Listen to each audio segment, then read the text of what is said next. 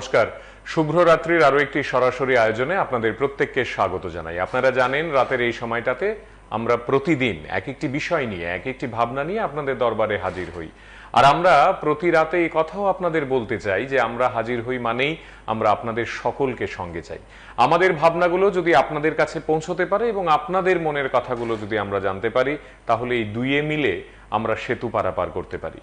আর এই সেতু পারাপারে আমরা প্রতিদিন নতুন নতুন মানুষদের কাজ সম্পর্কে শুনি, জানি, তাদের ভাবনাগুলো আমরা আমাদের মতো করে নিজেদের মতো করে বিশ্লেষণ করতে পারি। আমাদের এই স্টুডিওতে আমরা প্রধানত চেষ্টা করি অতিথিদের আমন্ত্রণ জানাতে, এক এক দিন এক একটি বিষয় এবং সেই দিনটার যদি কোনো বিশেষ গুরুত্ব থাকে তা নিয়ে আপনাদের সঙ্গে খানিকক্ষণ কথা বলতে। আজকে আমরা এই স্টুডিওতে আমাদের রাজ্যের অত্যন্ত বরেণ্য এক শিল্পী, তিনি দীর্ঘ বহু দশক ধরে একেবারে সাধনার মতো করে বাঁশি বাজান। তিনি আমাদের রাজ্যের অত্যন্ত জনপ্রিয় শিল্পী বংশীবাদক বাবুল দেবনাথ। আমরা তার সঙ্গে আজ কথা বলবো। তিনি আমাদের সঙ্গে রয়েছেন, আমাদের অতিথি। শিল্পী, আপনাকে স্বাগত জানাই এবং প্রথমেই ধন্যবাদ জানাই যে এত রাতে আপনি আমাদের ডাকে সাড়া দিয়েছেন। একদম শুরুতেই যেটা শুনতে চাইবো আপনার কাছ থেকে, বা আমি নিশ্চিত আমাদের দর্শক বন্ধুরাও আজ শুনতে চাইবে, যে আপনি হঠাৎ করে, মানে আপনার গুরু কারা ছিলেন, আপনি কিভাবে বাঁশি শিখছেন, এগুলো তো আমরা শুনবই আজকে। কিন্তু আমি প্রথমে জানতে চাইছি যে প্রত্যেকটি ছেলে মেয়ে তারা বাড়িতে বড় হয় ছবি আঁকতে আঁকতে, কিংবা ক্রিকেট খেলতে খেলতে, কেউ কবিতা করে কিংবা গান শেখে বা নাচ খুব জোর করে, কিন্তু বাঁশি বাজানো এই যে একটা, মানে আমি যদি বলি অফবিট একটা মিউজিক্যাল ইনস্ট্রুমেন্ট, তাকে ভালোবেসে আপনি বড় হচ্ছেন বা আপনি নিজের মতো করে শৈশবে শুরু করছেন। এর যাত্রাটা কোথায়, কিভাবে শুরু হয়েছিল, কোথায়, কেমন করে? দেখুন, বলতে গেলে কবে বাঁশি ভালো লেগে গেছে সেটা অনুমান করা বা মনে করাটা কঠিন। তবে একদম ছোটোবেলায় যখন আমি ক্লাস 1-এ পড়ি তখন আমাদের বাড়িতে হরির নাম সংকীর্তন হতো। প্রতি মাসে একবার সত্যনারায়ণ পূজা হতো। ওই পূজাতে কীর্তন হতো, আমাদের বাড়িতে মাসে একবার কীর্তন হতো। আমার বাবা ছিলেন যাত্রা দলের মহিলা অভিনেত্রী। আচ্ছা। মহিলা অভিনেত্রী বাবা, তখন মেয়েদেরকে অভিনয়ে যেতে দিত না, বাবা মহিলার অভিনয় করতেন। তখন থেকে সংস্কৃতির প্রতি একটা ভালোবাসা হয়ে গেছে। আর ওই যে বাড়িতে যে সত্যনারায়ণ হতো, সেখানে লোকেরা এসে গান গাইতো এবং কেউ কেউ বাঁশি বাজাতো এসে। ওদের বাঁশি বাজনা দেখেই মনের মধ্যে কেমন প্রেরণা হয়ে গেছে। তারপর আমার বাড়ি ছিল কল্যাণপুর বাথিয়া গ্রামে। আমাদের কল্যাণপুরে যে সংকীর্তন হয়, সেই সংকীর্তনের বাঁশি বাজনা দেখে আমার মনে খুব আগ্রহ হয়েছে বাঁশি বাজানোর জন্য। অ্যাকচুয়ালি তখন আমি বুঝতাম না যে বাঁশি আবার কেউ কাউকে শেখাতে পারে, সেই অভিজ্ঞতা ছিল না। ভাবছি যে বাঁশি এমনিতেই হয়ে যায়। তারপর যখন আমি রামঠাকুর কলেজে ভর্তি হই 82 সনে, তখন রামঠাকুর কলেজের যেই বাড়িতে ভাড়া থাকতাম সেই বাড়িরই একটা মেয়ে গান করতো, তবলা বাজাতো, তার ভাই শঙ্কর। তো ওরা আমাকে খুব প্রেরণা দিতে বলতো। ওর মা বাবা আবার রামকৃষ্ণ আশ্রমের শিষ্য ছিল, ওনাদের সঙ্গে আবার বাজাতাম আমি। কিন্তু আমি স্কেল সম্বন্ধে কোনো অভিজ্ঞতা ছিল না আমার, এমনিতেই গানের সঙ্গে বাজাতে পারতাম। ওরা অবাক হয়ে যেত যে আরে আপনি কী করে বাজান, আমি তো স্কেল টোল জানি না, স্কেল শব্দই বুঝিনি। তখন ওরা বলছে ঠিক আছে, আপনি এক কাম করুন, মিউজিক কলেজে ভালো বাঁশি শেখায়, আপনি ওখানে গিয়ে শেখেন, তাহলে অনেক ভালো হবে। আমি ভাবলাম যে আমি গ্রামের ছেলে, গ্রাম থেকে এসেছি বলে হয়তো বা ইয়ার্কি মারে, বাঁশি কি আবার কেউ কাউকে শেখাতে পারে, এমন অভিজ্ঞতা ছিল। তারপরে একদিন ঠিকই গেলাম, গিয়ে পেলাম ওখানে আমার গুরু স্বর্গীয় রবীন্দ্র দাস, উনি ছাত্রদেরকে শেখাচ্ছেন মিউজিক কলেজে। ওই দিনেই মিউজিক কলেজে উনি আমাকে ভর্তি করিয়েছেন। তখন থেকেই মানে প্রথাগত শিক্ষা শুরু হয়েছে, কিন্তু তার আগে কোনো প্রথাগত শিক্ষা ছিল না, এমনিতেই বাজাতাম। আমরা এই কথাগুলো শুনতে থাকবো, কিন্তু আপনার কাছ থেকে শুনতে থাকবো আজ বাঁশির কিছু গান বা ধুন, যাই আপনি শোনাবেন। প্রথমে কি শোনাবেন আমাদের? একটু আলাপ বিস্তার টাইপের করব, আপনার যাই। আচ্ছা আচ্ছা, ঠিক আছে। প্রথমে একটু ইমন রাগে আলাপ করে নিচ্ছি।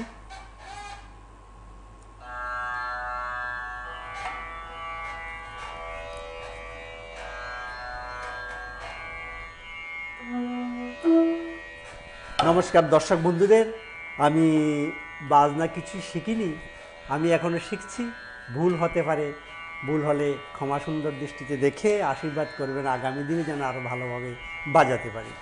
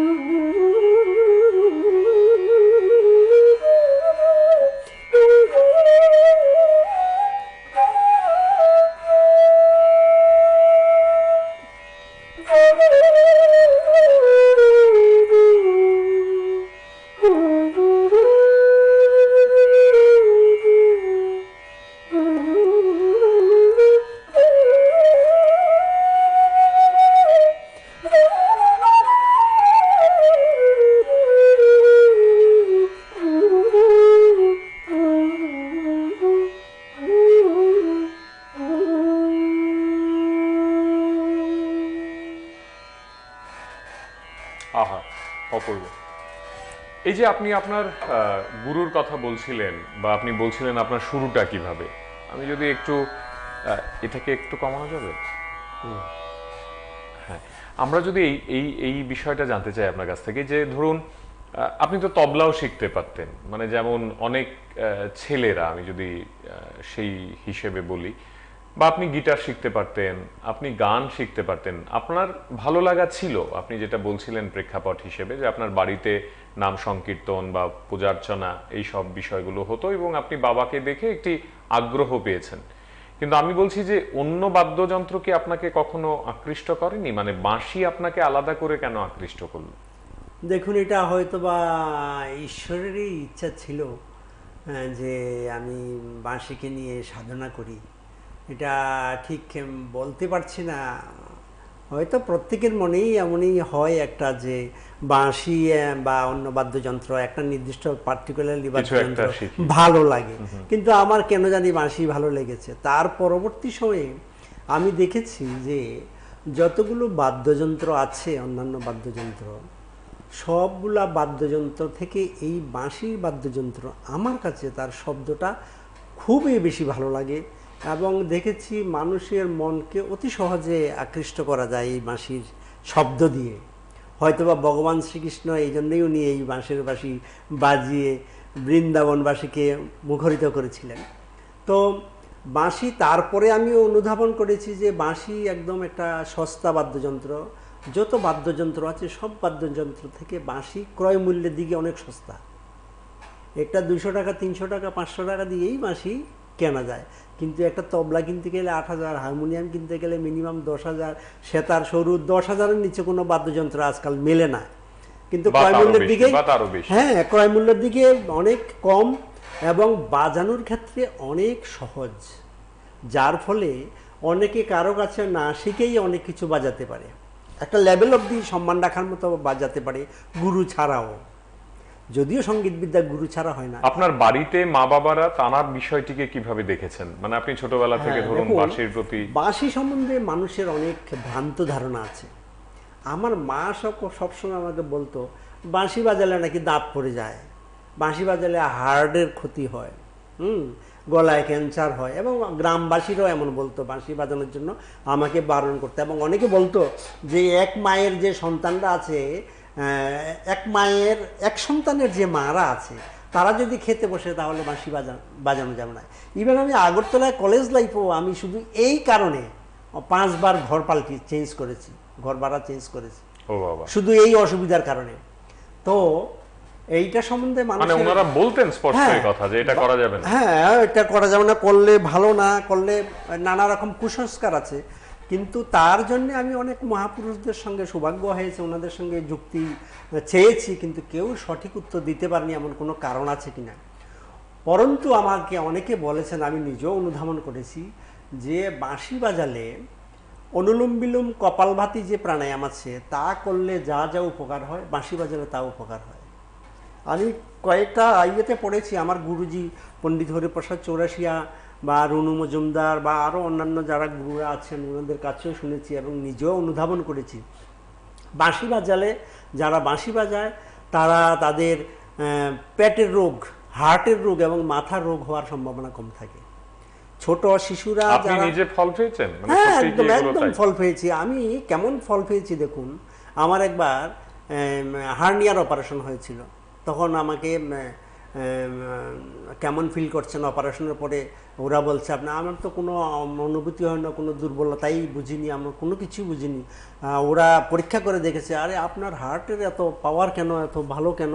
আমি বললাম হয়তোবা আমি বাঁশি বাজাই যে এই জন্যে। সত্যি বলেছেন ওনারা যে না, হ্যাঁ, আমি যে বাঁশি বাজাতে বাজাতে ফু দিতে এক্সারসাইজ হয়, এতে আমার হার্টের দম ক্ষমতা বেশি থাকে। কি শুনবো এরপর? আবার এই কথাগুলো শুনবো, গল্পে ফিরবো, কিন্তু বাজনা কি শুনবো এখন? আচ্ছা, বাজনা একটা গান বাজে, যেটা ইমন রাগে আছে, হিন্দি গান।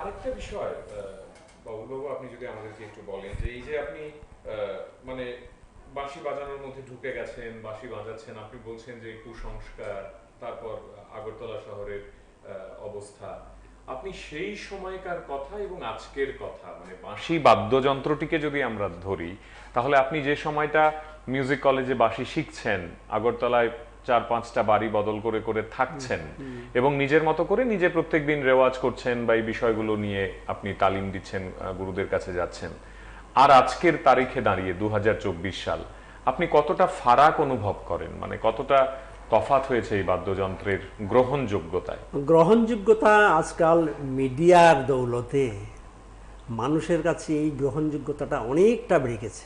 কারণ কি, আমরা যে সারেগামা কম্পিটিশন হয়, সেই কম্পিটিশনে আমরা দেখেছি প্রত্যেক অনুষ্ঠানেই একজন বাঁশিবাদক অ্যাকম্পানি থাকে, জাস্ট ফর এক্সাম্পল।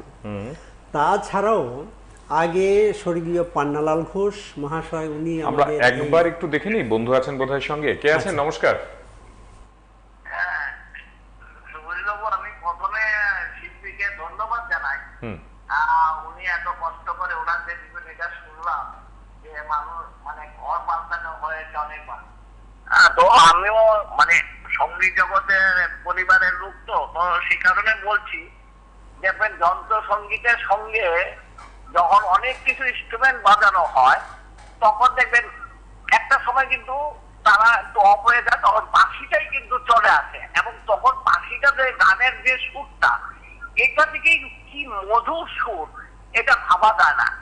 এটা অন্য ইনস্ট্রুমেন্টের সঙ্গে আপনি যদি তুলনা করেন, তাহলে বাঁশির সুরের সঙ্গে কিন্তু তুলনাটা চলবে না।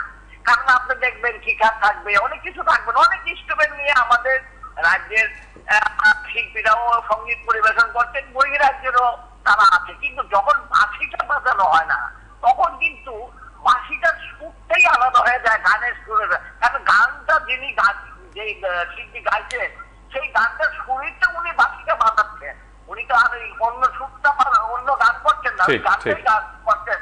হ্যাঁ, এবং অন্যরকম একটা ধারণা হয়ে যায়, এবং শুনতে সত্যি কথা অন্য ইনস্ট্রুমেন্ট থেকে বাঁশিটা যেন সত্যি মানে এখনো যেন মানে হারিয়ে গেছে, এই কথাটা আমরা বলতে পারবো না। বাকিটা খুব সুন্দর বললেন, খুব সুন্দর বললেন।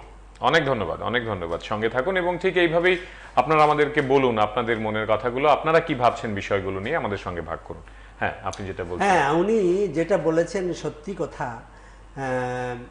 বিগত ধরুন আরো 20 বছর আগে বাঁশির যে অবস্থা ছিল, তখন সময়ে শুধু হরিনাম সংকীর্তনেই বাঁশি বাজানো হতো, আর অন্য কোনো জায়গায় খুব কম, রেয়ার বাঁশিকে ব্যবহার করা হতো বলে। বাঁশি একটা স্বতন্ত্র বাদ্যযন্ত্র, সেটা শাস্ত্রীয় আকারে হয়, আবার লোক আকারেও হয়।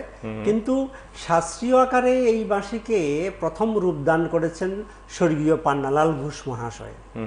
তারপর থেকে আমার গুরুজি পণ্ডিত হরিপ্রসাদ চৌরাশিয়া এবং অন্যান্য আরো যারা আছেন, তারা এটাকে শাস্ত্রীয় আকারে সারা পৃথিবী ছড়িয়েছেন। আজকাল তার সমাদ্রতা, আজকাল তার মান্যতা এবং তার গ্রহণযোগ্যতা অনেক গুণ বেড়েছে।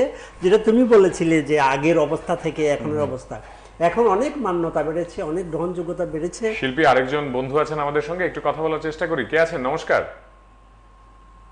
নমস্কার। হ্যাঁ, খুব হরে কৃষ্ণ সঙ্গে সুর দিত, তাহলে আমরা বুঝতে পারিনি, আরেকবার একটু বলবেন, কি বললেন? চাইছি যে যে শিল্পী যে খুব ভালো সঙ্গে থাকি। অনেক ধন্যবাদ। আপনি শিল্পীকে বলেছেন যে যিনি বাজাচ্ছেন খুব সুন্দর বাজাচ্ছেন, এরকম কিছু একটা আমরা অনুভব করলাম। বন্ধু আছেন সঙ্গে, তিনি লিখেছেন 9436116287 নম্বর থেকে। আজকের এই আয়োজনটি অনেকদিন পর মন ভালো করে দিল। শিল্পীকে অনেক অনেক কৃতজ্ঞতা। শুভরাত্রি অনুষ্ঠানটি নিয়মিতভাবে দেখি। রাতকালীন এই আয়োজনে এই ধরনের সারপ্রাইজের জন্যই আমরা অপেক্ষা করি। বাহ, অনেক ধন্যবাদ আপনাকেও। কি শুনবো? তো শুনবো না, কথা বলবো? আমরা কথা তো বলবোই, কিন্তু ভাগে ভাগে একটু কথাটা সমাপ্ত হয়নি, এই জন্য বলুন। আচ্ছা, বলছিলাম কি যে আজকাল তার গ্রহণযোগ্যতা অনেক বেড়েছে। কারণ আমি দেখেছি আমার কাছে যারা স্টুডেন্টরা আসে, সেই প্লিন্থ লেভেল থেকে হাই এডুকেটেড পার্সন সবাই আকৃষ্ট হচ্ছে। যেমন একদম যারা রাজমিস্ত্রি কৃষক তারাও আসছে বাঁশি শিখতে। তাছাড়া আমাদের রাজ্যে principal secretary Sushil Kumarji, Chaitanyamurtiji, B K. Rao secretary, তারপর Chandanlal Das chief conservator of forest, ওনারা আমার কাছে শিখেছেন। চন্দনলাল দাস তো মাস্টার ডিগ্রি করেছেন, নিপুণ করেছেন। হ্যাঁ, তো একদম প্লিন্থ লেভেল থেকে, এবং কয়েকজন এসপি আছেন আমার স্টুডেন্ট, এমপ্লয়মেন্টের জয়েন্ট ডাইরেক্টর আছেন স্টুডেন্ট। তো সেই কথার রেফারেন্সে বলছি যে মানে প্লিন্থ লেভেল থেকে হাই লেভেল অবধি সবাই আজকাল বাঁশিকে ভালোবাসছে, বাঁশি শেখার চেষ্টা করছে। আগে আমরা জানতামও না, যে আমরা যখন ছিলাম শেখার আগ্রহ হচ্ছে তখন তো গুরুই খুঁজে পাইনি, এমন অবস্থা হতো। তো আজকাল খুব সমাদর বাড়ছে আজকাল। কি শুনবো এবার? গান বাজাবো না রাগ বাজাবো? গান হলে তো আমার মানে দর্শকদের জন্য মনে হয় ভালো হবে। আচ্ছা আচ্ছা,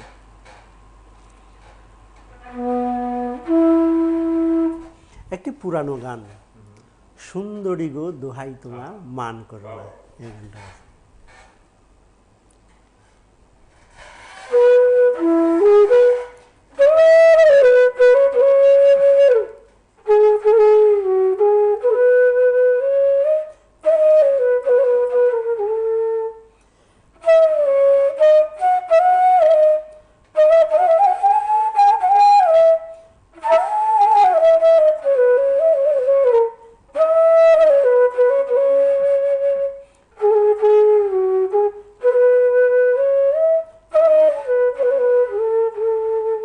তানপুরাটা বাজাচ্ছি একটু।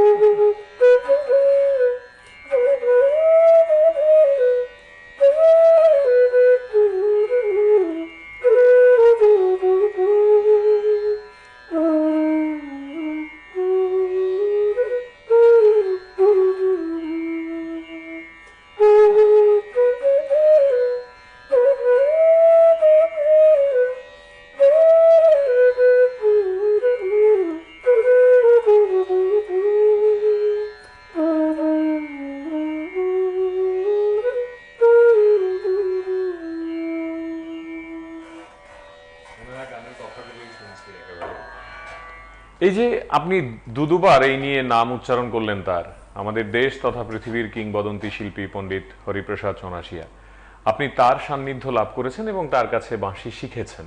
এ তো এক পরম পাওনা আপনার জীবনে। একটু বলবেন কিভাবে তার সঙ্গে আলাপ হলো, তার সঙ্গে আপনার মানে শিক্ষা জীবনের অভিজ্ঞতা বা বিশেষ কোনো মুহূর্ত?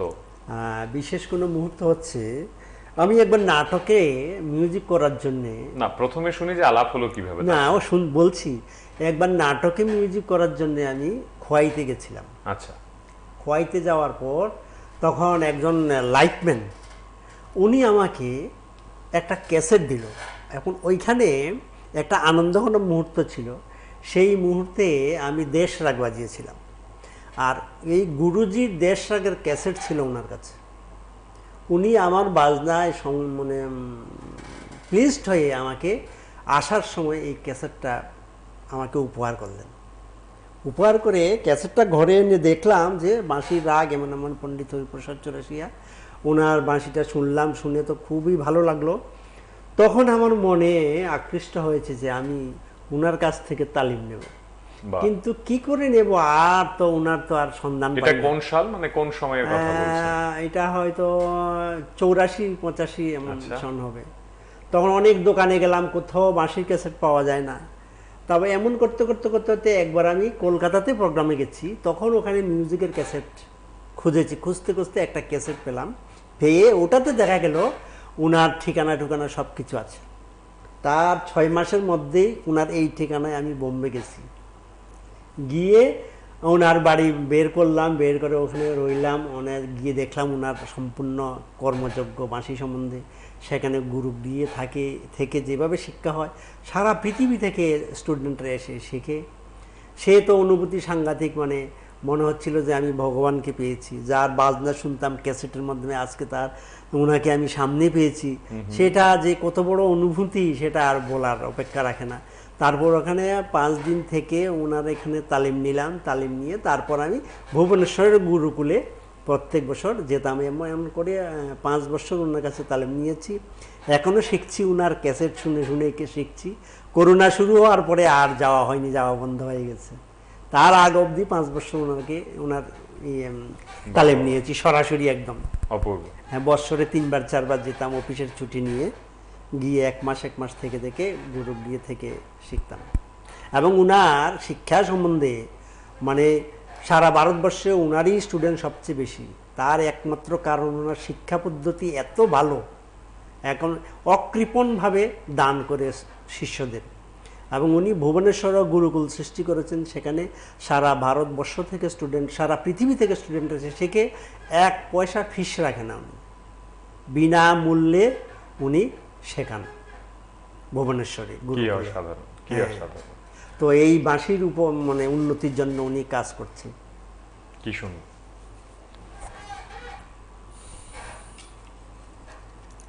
তানপুরা বাজিয়ে নেবেন।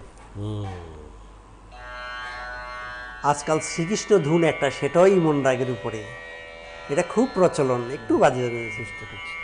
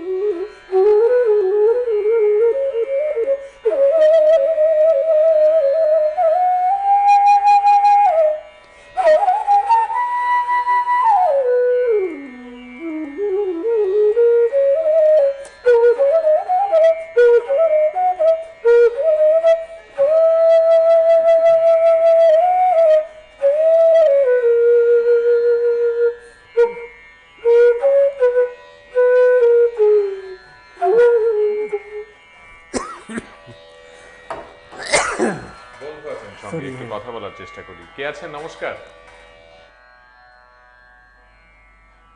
নমস্কার, কে বলছেন? 6009633060 নম্বর থেকে টেলিফোন করেছিলেন। আমরা অপেক্ষা করব আপনার সঙ্গে কথা বলার। আরো এক বন্ধু, তিনি আজকের এই আয়োজনে লিখছেন 9366912562 নম্বর থেকে। PB24 কে ধন্যবাদ এরকম সুন্দর একটি অনুষ্ঠান আয়োজন করার জন্য। আপনাদের প্রত্যেক দিনের এই আয়োজনগুলো আমাদের দারুণভাবে উৎসাহ যোগায়। অনেক অনেক ধন্যবাদ। শিল্পী, আপনার কাছ থেকে এই বিষয়টা একটু জানতে চাইবো। এই যে আপনি নানা কথা বলছেন এবং আপনার গুরুর সান্নিধ্যের কথাও আমাদেরকে জানান দিচ্ছেন, আমরা জানি যে আপনি বাঁশির ওপরে বই লিখেছেন। কত মানুষ কত কিছুর ওপর বই লেখে, কবিতা, গল্প, সাহিত্য, উপন্যাস ইত্যাদি। এই যে বাঁশির ওপর বই লিখেছেন, সেটার উৎসাহ বা তা নিয়ে কিছু বলুন না আমাদের। মানে কেন আপনি হঠাৎ করে বাঁশি সম্পর্কে একটি বই লেখার প্রয়োজনীয়তা উপভোগ করলেন? দেখুন, বাঁশি স্বতন্ত্র বাদ্যযন্ত্র, একক বাদ্যযন্ত্র, প্লাস সেটা অ্যাকম্পানি করা যায়, সহযোগী শিল্পী হিসেবে ব্যবহার করা যায়। আজকাল তো সিনেমায়, নাটকের অভিনয়ের, ব্যাকগ্রাউন্ড মিউজিকের সবখানেই হয়। তো আমার জীবনে হয়েছে কি, আমি অনেক ত্রিপুরা রাজ্যের গুণী গুণী শিল্পীদের সঙ্গ পেয়েছি, ওনাদের সঙ্গে সহযোগী বাজিয়েছেন। শিল্পী হিসেবে বাজানো যায়। কিন্তু বাজানোর সময় আমাকে ওনারা বলতেন যে ডিস্টার্ব হচ্ছে, বেসুরা বাজছে, এমন এমন বলে প্রায় সময়।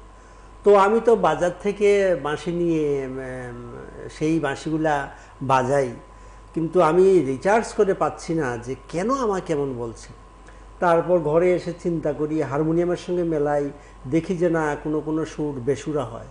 তারপর ধীরে ধীরে বুঝতে পেরেছি যে বাঁশিগুলাই বেসুরা। আসলে আমি বাজানোর চেষ্টা করছি, কিন্তু যন্ত্র যদি বেসুরা হয় তাহলে কি সুরে বাজানো যায়? যায় না। তখন আমার মনে আগ্রহ হলো যে না, আমাকে বাঁশির টিউনিং সম্বন্ধে আমার জানতে হবে। আমি নিজে নিজেই তারপরে একবার আমার সৌভাগ্য হয়েছে আমাদের রাজ্যের বিশিষ্ট সরোদ বাদক স্বর্গীয় অলকেন্দ্র দেববর্মা, ওনার কাছে তালিম নেওয়ার। উনি যখন সরোদ বাজাতেন তখন দেখতাম যে যেখানে স্ট্রোক করছে তার সঙ্গে যেখানে বাধা সৃষ্টি হচ্ছে, যত কাছে আসে তত হাই পিচ হয়, আর যত দূরে যায় তার বাধা সৃষ্টিটা সাউন্ড প্রোডাকশন থেকে, সেটা লয়ার ফ্রিকোয়েন্সি হয়ে যায়। তখন আমার মনে ভাবনা আসলো যে আরে বাঁশি তো তাহলে এইভাবেই উঁচু নিচু করা যায়। তাহলে আমি দেখেছি যে চিন্তা করলাম কি, আমার যেই বাঁশিটা আমার ল ফ্রিকোয়েন্সি হচ্ছে, সেটাকে হাই করলে, উপরের দিকে ছিদ্র করলে তবেই আমার এটা হাই হয়ে যাবে। এমন করতে করতে বাঁশি বানানো শুরু করলাম। বাঁশি বানানো শুরু করতে করতে তারপর এটার হদিশ পেলাম, মানে আমি নিজে অনুভূতি করেছি যে বাঁশি কী করে বানাতে হয়।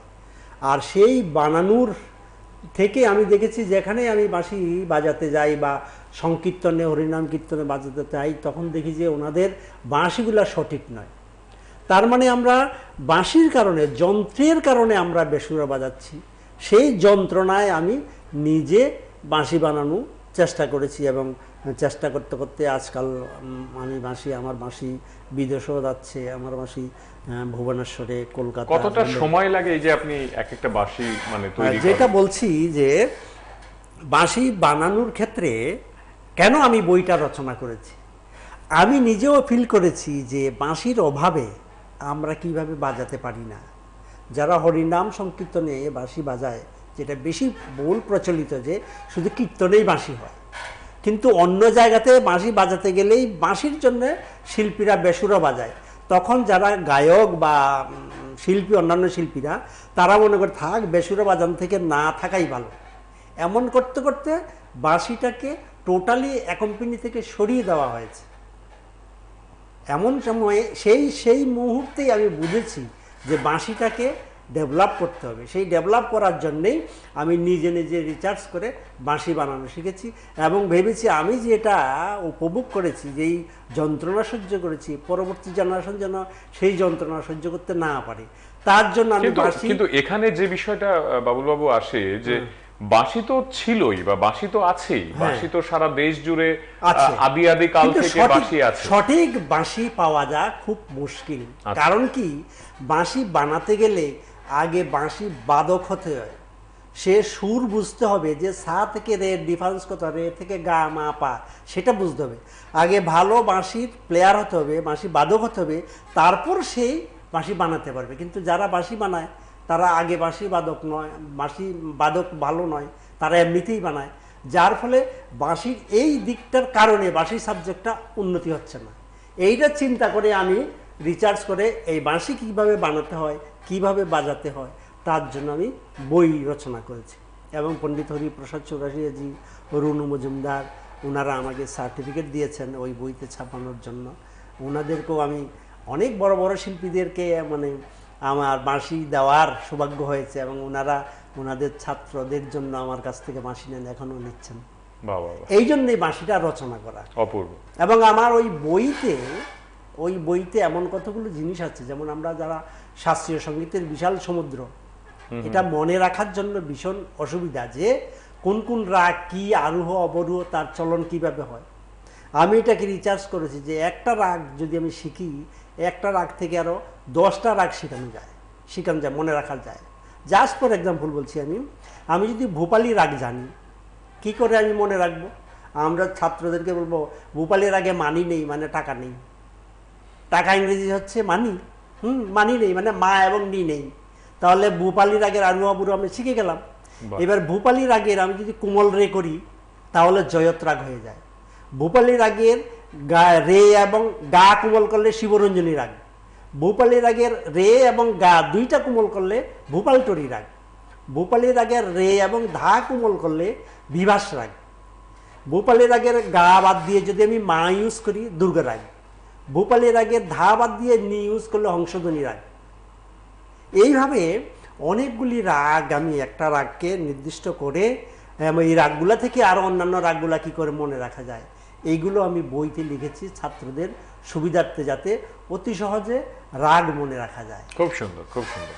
কি শুনবো এবারে? আচ্ছা, এবার শোনাচ্ছি হংসধ্বনি আমরা বলেছি। পরপর দুটো বাজনা শুনবো, তারপর আবার কথা বলবো। আচ্ছা, হংসধ্বনির নাম বলে ফেলেছি, এবার হংসধ্বনি বাজে।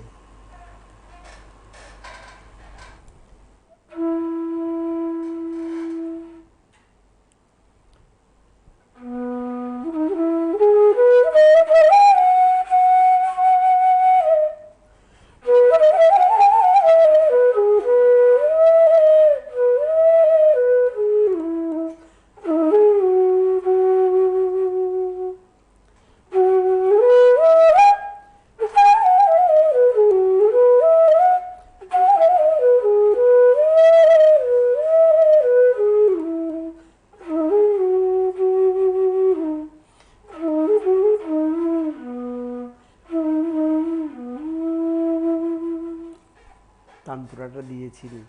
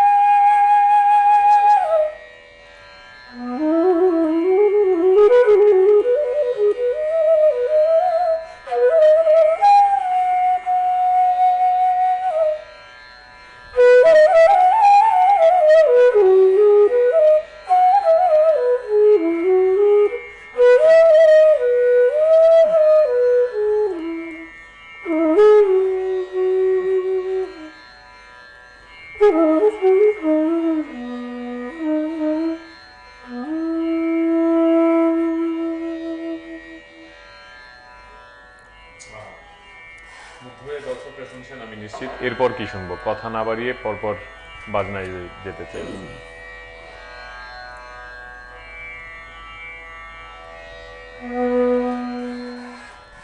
ভূপালী রাগের মনে রাখার জন্য ভূপালী রাগের গা কোমল করলে হয় শিবরঞ্জনী রাগ। হ্যাঁ, চলনটা একটু গুরুমুখী বিদ্যা, গুরু থেকে নিতে হয়, কিন্তু আমরা ইজিলি মনে রাখার জন্য আমরা ভূপালী রাগের গা কোমল করে শিবরঞ্জনী রাগ হয়। আর এই শিবরঞ্জনী রাগে যত গান হয়েছে, কি ফিল্ম গান বা লোকগান বা শ্যামাসঙ্গীত বলুন, কোনো গান আজ অব্দি ফ্লপ হয়নি, এমন একটা জনপ্রিয় রাগ। এই রাগটা একটু বাজানোর চেষ্টা করছি, তারপরে এইটা থেকে কি করে অন্য আধুনিক গান বা হিন্দি ফিল্ম গান বা অন্য গান কী করে হচ্ছে সেটা আমি বাজিয়ে শুনেছি।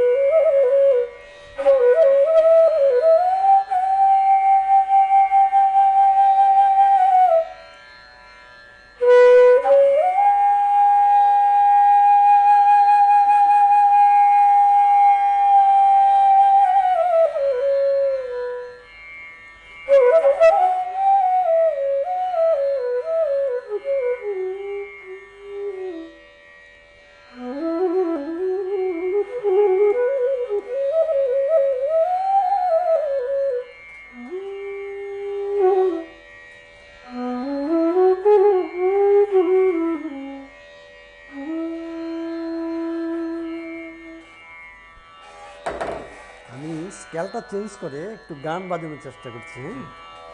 সময়ও খুব আর বেশি নেই, আমরা দুটো বাজনা শুনতে পারবো, তারপর একটু কথা বলে আয়োজন শেষ করব।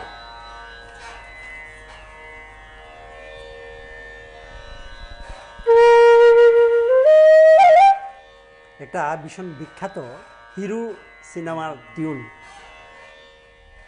শিবরঞ্জনী রাগের উপরে।